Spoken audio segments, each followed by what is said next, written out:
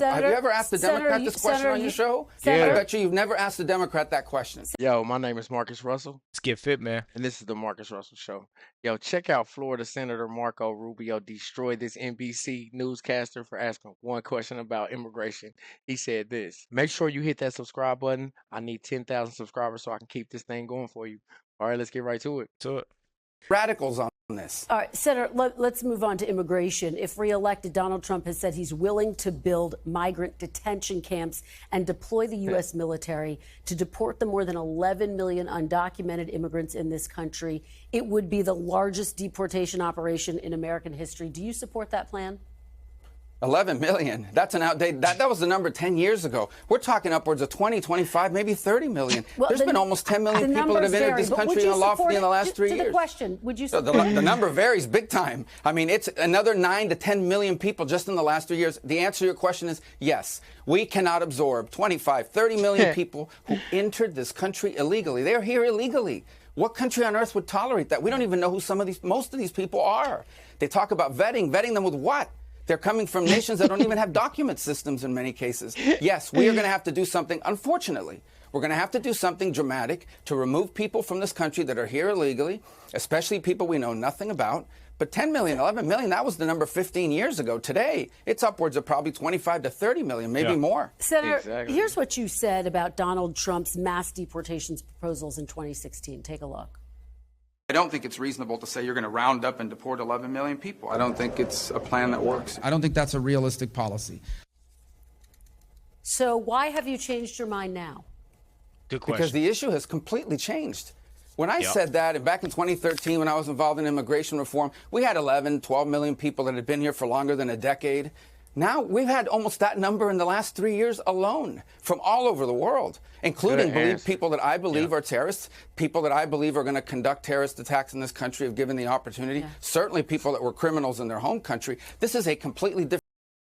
It's a completely different ball game now. You see, the gotcha question, he handled it. He knocked it out the park. You know what I mean?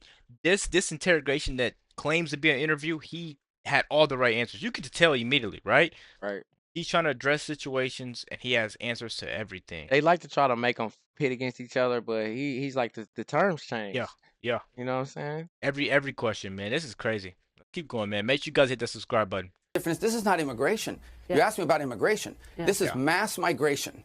Mass migration. This is an invasion of the country. And it needs to be dealt with dramatically. And by the way, I'm a big poll follower, but polls show most Americans agree with us on this. And of course, that was an issue under former President Trump as well. There was just a bipartisan proposal that was put on the table that would put more funding into border enforcement as well as limiting asylum. Republicans walked away from that. But let me move on to my next question. No, we can't move on because that's not what that bill did. That bill also created asylum officers who right on the border will be able to give people asylum, and you give someone asylum right on the border without any appeal, no judge, nothing, just an asylum officer, they are on a path to citizenship. That's why I oppose that bill. Your fellow Republicans said it was the best deal that they had seen in a long, long time. But Senator, which fellow Republican? Senator Lindsey Graham. Which fellow Republican said that? Senator Lindsey Graham. Just to okay, well then I disagree with Lindsey if that's what he said. So it's simple. You're not giving me the answer that I want, so let me ask a question this way. That's all she's doing. It's a completely horrible way to do an interview. Trying to trick him up, but he's knocking it out the park every time. I'm surprised he doesn't have a job in Trump's cabinet. You know, Trump has a bunch of great people in there, and Marco Rubio is one of those people I believe deserves a job. I think Marco Rubio ran for president right before Trump won the primary in Florida. So he was going in 2016, trying to be the president at the end of 2016. But then once he realized the Trumpito, he went ahead and joined the team. Just like Ben Carson. Exactly. Exact same setup. Let's keep going, man. And Senator James Langford, of course, negotiated. But let me look forward. Will you accept the election results of 2024, no matter what happens, Senator? No matter what happens? No, if it's an unfair election, I think it's going to be contested by either side. Senator, no matter who wins. I think you're asking the wrong person. The Democrats are the ones that have opposed every Republican victory since 2000. Every single one. It's Hillary Clinton. No Democrat has refused to concede. Hillary Clinton conceded. Senator, will you accept the election results? Hillary Clinton said the election was stolen from her and that Trump was illegitimate. Kamala Harris agreed. Senator, we have Democrats now. Senator, she conceded the election. and attended the inauguration. She said that Trump was illegitimate. She said that the election had been stolen. Kamala Harris agreed. By the way, there are Democrats serving in Congress today who in 2004 voted not to certify the Ohio electors because they said those machines had been tampered with. And you have Democrats now saying they won't certify 2024 because Trump is an insurrectionist and ineligible to hold office. So you need to ask them. I think you've had have you ever asked a Democrat this question on your show? I bet you you've never asked a Democrat that question. Senator, you voted to certify the 2020 election, and here is what you said on that day that you voted to certify the 2020 election. If you sit there and listen to it, man, she cannot talk fast enough to run away from the truth. She just can't.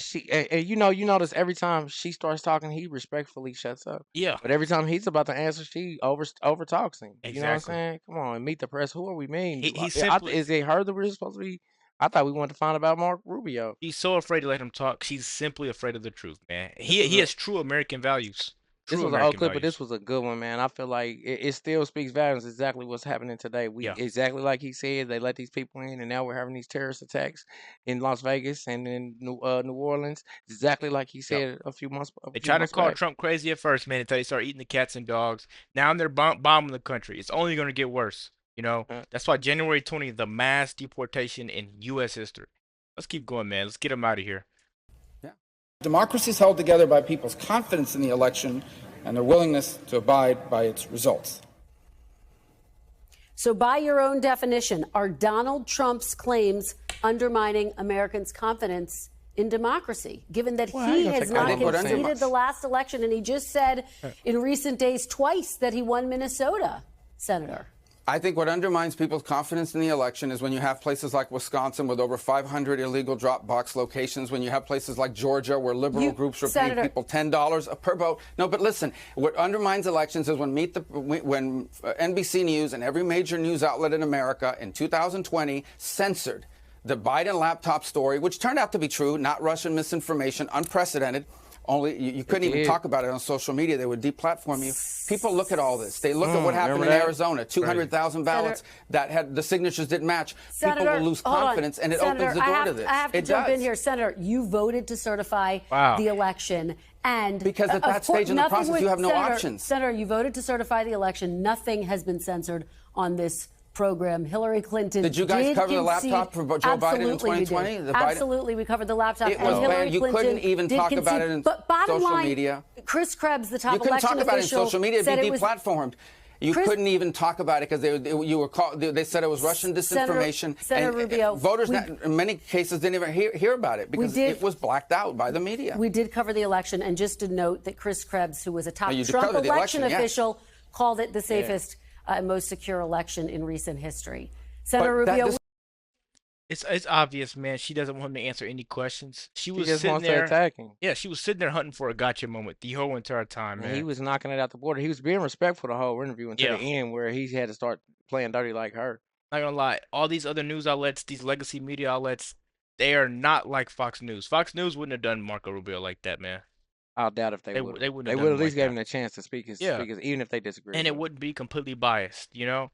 She asks completely hurtful and hateful questions. I think it's hard a lot of times for a lot of these news people just to be objective about the interview. Yeah. Like despite whatever their personal feelings are. Now, even I find myself being like choosing a side, but still I'm willing to hear what the other side has to say. Yeah. You don't have to be strongly opinionated the whole entire time. Come on, now. You could feel that way. I could feel my way. We could go our separate ways. I'm at least gonna see how you feel first. You know what I mean? Then I'm gonna decide. I'm probably not gonna like how you feel, and I can just tell. But since you're a Democrat, I'm probably not gonna like. But I'm gonna listen to how you feel. Yeah. Let us know what you think about this quick video, guys. Be sure to hit the like, comment, and subscribe button. Check out his channel description. We're out.